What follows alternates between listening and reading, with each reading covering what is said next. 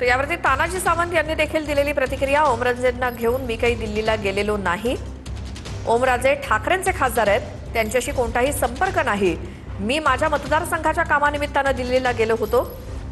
Operation tiger संदर्भात मला काहीही माहिती नाही, असं तानाजी सावंत यांनी म्हटलं.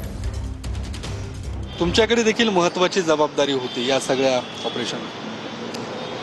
नाही, असं नाही म्हणता येणार, कारण खरं तर आपल्याच माध्यमातून आम्ही बघतोय की ऑपरेशन टायगर कुठेतरी चालू आहे. आणि तुम्हीच आता तुमच्याच जे काही मला विचारलं त्यातनंच तुम्ही सांगताय की वरिष्ठ नेत्याच्या चर्चेतनं हे लक्षात येते की ऑपरेशन टायगर चालू आहे. आता वरिष्ठ नेत्यापैकी मी वरिष्ठ नेता नाही आहे, मी एक कार्यकर्ता आहे पक्षाचा, आणि त्याच्यामुळं मला ते माहीत असायचं काही कारण नाही.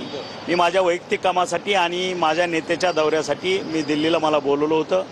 आमचे पक्षाचे नेते श्रीकांतजी शिंदे हे मुंबईला होते. माझं बोलणं झाल्यानंतर ते मुंबईवरून दिल्लीला गेले, मी दिल्लीला गेलो. त्यांच्या राहिलेल्या अर्धवट दौऱ्याविषयी मराठवाड्याची आमची चर्चा झाली आणि माझं वैयक्तिक काही कामं होती ते संपून मी सकाळच्या इंडिगोच्या फ्लाईटनं माघारी आलो.